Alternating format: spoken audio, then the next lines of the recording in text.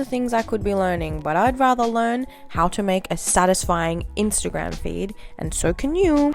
I've been in Melbourne for almost a year now, and I haven't taken like any content here, which is why I moved here. So today we're going to be taking some batch content so I can post throughout the week without having to do anything throughout the week.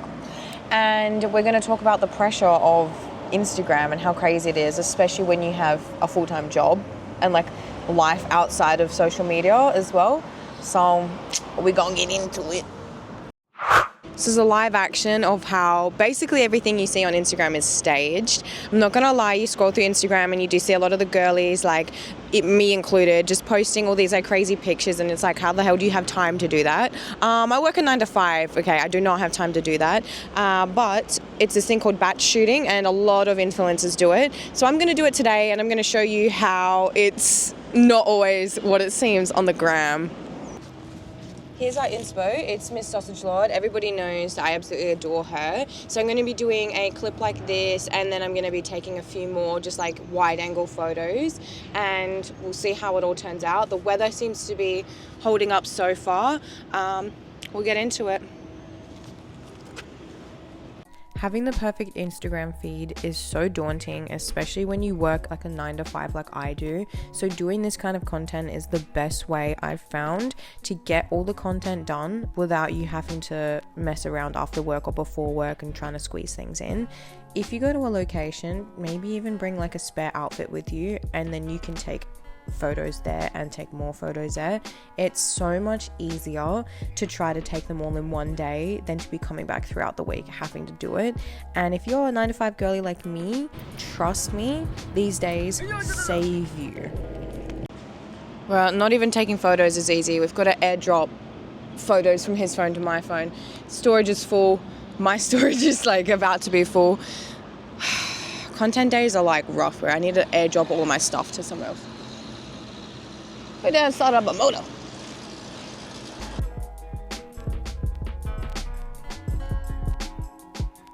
Mid-shoot, we found this really cool abandoned parking lot. So now we're just exploring that. We'll head to the second location. We'll go home, get changed, and then head to the second location.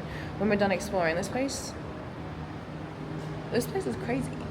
Quick tip, if you ever find a background that's like really cool, like this graffiti, and your outfit matches it, yeah, I always go for it. If there's ever any graffiti and it's got like a color piece on my outfit, I will always go up to it and be like, okay, yeah, this is it.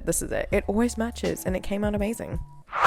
Alright, my gorgeous little stinkies, we are back in outfit number 2, and we're walking to the next location, which will be in Richmond, and hopefully we can find some cute little locations. We haven't planned this out. It's more just like gonna show up and take photos, but we're going to Richmond.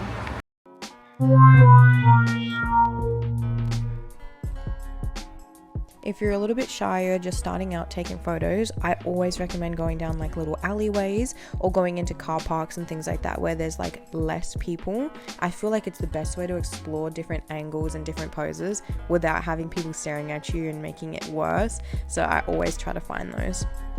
When you go to a shoot, you always got to make sure that you have poses in mind, because otherwise you get to the shoot and you have no idea what you're doing. If you know that you're doing something with a blank wall like this one, my favorite is to get headshots so you can have some crazy glasses or something like that, as I've done here, and focus on that. You can have some crazy jewelry so that it stands out, or crazy nails. Or you can do basically anything in front of it, like this. Spread yourself out, make yourself known, very flowy and very just like, you can be very editorial with a blank wall. Or if you're doing more streetwear, you can just stand and you can get the typical just like these kind of poses. You can also squat down and you can do anything like this or like this. Basically anything like that. The blank wall is one of the best canvases that you can have. Say hi to this sweet girl. This is me when I was much younger. I used to always have dreams about being like these girls on Instagram and just looking perfect and feeling my best all the time, but I know that that is not necessarily reality these days. This is what I normally look like, just me in my natural state. And life can be really daunting sometimes when you see all these perfect people on the internet, but it's not like that in real life. And doing days like this, it really helps me break it down, and the pressure seems to be way less. Last but not least, our final destination and final fit. We are at Parliament Gardens and we are at the fountain here. It's very beautiful. We're going to try to get some. This rough thing is what we're trying to go for. I really want to do some cool edits. I feel like that's where Instagram is going at the moment, is like edits and Photoshop. So we're going to recreate this to the best of our not great ability yet.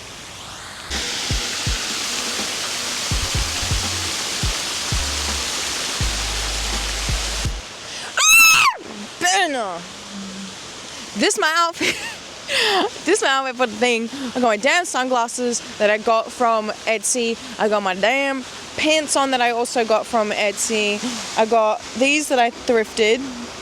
My belt that I got, I think, from the thrift a long time ago. And my cat shirt and just jewelry that I've like accumulated over the while. And we're gonna take some photos with that right there.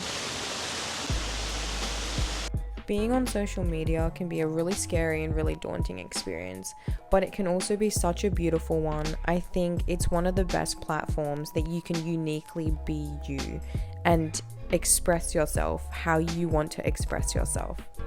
Doing content days like this can help slow everything down and just take the pressure off of posting. I think we get so caught up in making sure that we're posting the right amount of times that you don't even enjoy the actual process of it.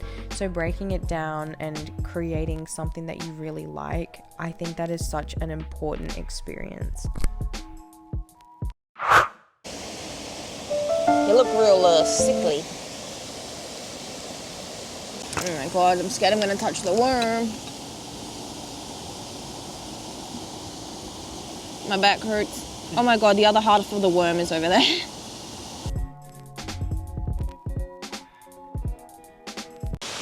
Well, that is a wrap, my lovelies. The third location complete. The photos came out insane. And that's all I want to say for today. I'm all wet. And it's time for me to go home and get changed.